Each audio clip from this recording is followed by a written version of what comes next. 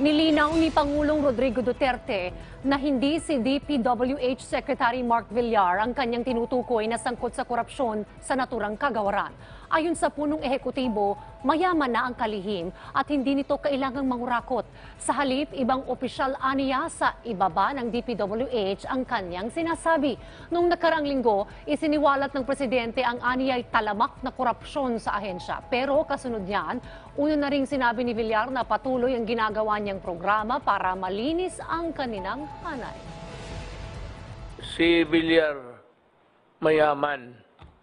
Secretary Villar, marami pera, hindi niya kailangan mangurakot.